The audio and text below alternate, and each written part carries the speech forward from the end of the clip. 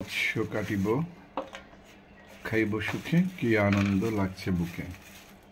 এখন এই মৎস্যগুলো আপনাদের সামনে আপু ডিসপ্লে করবে, আমি কাটবো, তারপরে কাটিবে, আর আপনাদের ভাইয়া তারপরে রাঁধিবে, খাইবো সুখে, আর আমি খাইব সুখে। আমার যে কি আনন্দ লাগছে বুকে, বুঝতে পারছেন? বুঝতে পারছি। এর নাম পরিবার। এই ঠান্ডার মধ্যে এখন আমরা দুইজন মাছ কাটবো। আমি কিন্তু একা কাটবো না, আমার সাথে আমার হেল্পিং হ্যান্ড আছে আপনাদের ভাইয়া। এগুলো হলো দেশি সরপুঁটি। দেশি সরপুঁটিটা আমার অবশ্য পছন্দ, তবে কি এই পুঁটি মাছটা শুধু তবে আপনাদের এটা কেউ খায় না, তাই আমি একাই পছন্দ, আমার কন্যারা খায় না। আমিও খুব একটা মাছ পছন্দ করি না।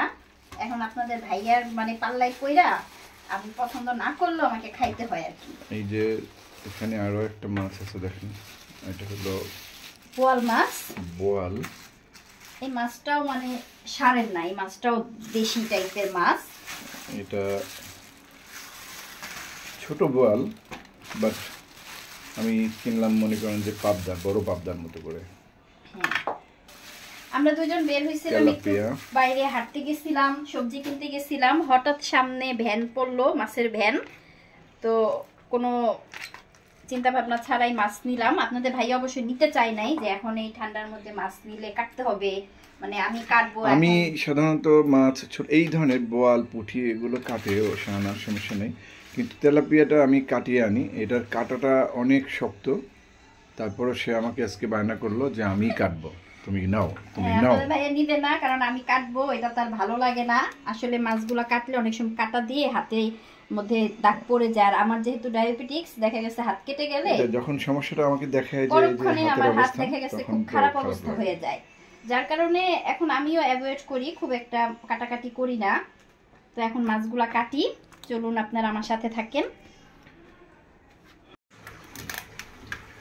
আমি সব সময় তেলাপিয়া মাছটা কেচি দিয়ে এইগুলা কাটি, তবে এই কেচিটা যেহেতু আমার সবজি কাটার, এটা ধার একটু কম।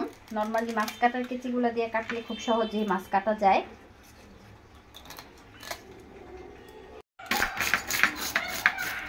মাছের আইসটাগুলো ফালাই নিতেছি। বটি দিয়ে কাটার চেয়ে এগুলো দিয়ে করলে একটু সহজ হয়, তো ফালাই নেই।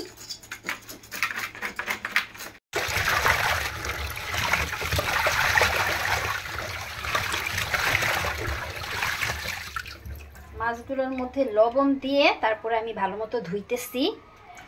রান্নার আগে আবার এগুলোকে ধুবো, তো মোটামুটি লবণ দিয়ে একদম ঘষা পরিষ্কার করে নিচ্ছি, যেন মাছের একটা স্মেল থাকে, ওইটা যেন কমে।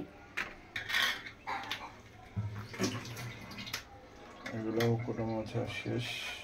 এই যে দুটো বড় সাইজের তেলাপিয়া, এই তেলাপিয়া দিয়ে বারবিকিউ ফিশ বানানোর পরিকল্পনা আছে। আমি অবশ্য একা কাটি নাই, আপনাদের ভাইয়াও আমাকে হেল্প করছে মাছগুলা কাটাতে।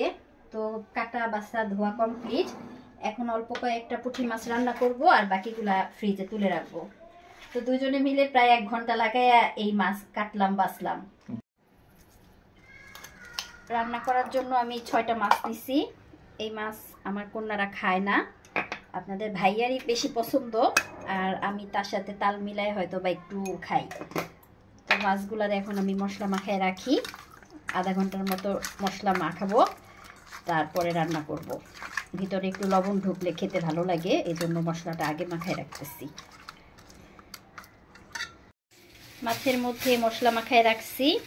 আর যেগুলো কিনতে গেছিলাম, এই সবজি কিনতে মূলত আমরা গেছিলাম, মানে হাঁটতে গেছি আর সবজি কিনতে গেছি, কিন্তু মাছের ভ্যান সামনে দেখে মাছ কিনে আনছি। তো মাছ কাটা বাছা শেষ করে এখন সবজিগুলো বের করতেছি। ফুলকপি ভাজি করব, 3টা ফুলকপি, 1টা পাতাকপি, মিষ্টি কুমড়া, আমার ব্যাংকু চিঙ্কুর জন্য গাজর, আর আপনাদের ভাইয়ার জন্য মূলা, আরও আছে আমাদের ব্যাংকু চিঙ্কুর জন্য ফুলকপি পাতা। এই পাতাটা ওদের অনেক পছন্দ, তো আমরা যখনই কফি আনি দেখা গেছে এই পাতা দেখে আনি। তো এখন ফুলকপি আপনাদের ভাইয়া আমাকে কেটে দিবে, আর দেখি আর কি করা যায়।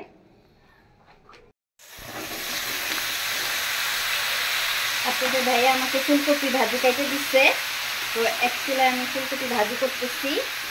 এটার মধ্যে আছে ফুলকপি, আলু, গাজর, সিম, পেঁয়াজ,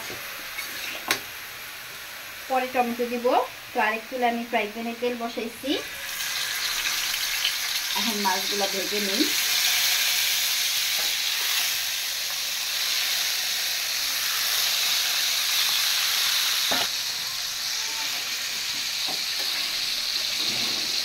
ভাজির মধ্যে আমি টমেটোটা এখনই দিয়ে দিলাম।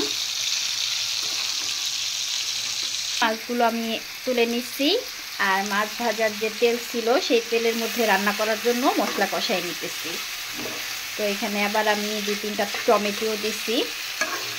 আর এই চুলায় আমার ভাজিটা অনেকটাই হয়ে গেছে, মশলা কষানো হয়ে গেছে, টমেটোটাও সিদ্ধ হয়ে গেছে। আর বেশি গলাবো না, এরকম আস্ত আস্ত টমেটোই আমার ভালো লাগে। তো এখন আমি মাছগুলো দিয়ে দিতেছি। মাছগুলো দিয়ে বেশি সময় আর চুলার মধ্যে রাখবো না, অল্প একটু সময় রান্না করব, তারপর নামিয়ে নিব। ভাজিটাও হয়ে গেছে। এটা সাদা সাদা একটা ভাজি, এটার মধ্যে মশলা ছাড়া। আমি যখন ভাজি করি তখন বেশিরভাগ ভাজিতেই আমি মশলা দিই না, আমার কাছে সাদা ভাজিটাই খেতে ভালো লাগে। যদিও এই ভাজি আমি তেমন একটা খাই না, এটা আমার কন্যাদেরই পছন্দের। তো 2টা রান্নাই মোটামুটি কমপ্লিট। ধনিয়া পাতা দিয়ে আমি মাছটা নামাই নিব। মাছের মধ্যে ধনিয়া পাতা দিলাম, এতটুকু ঝোল থাকবে।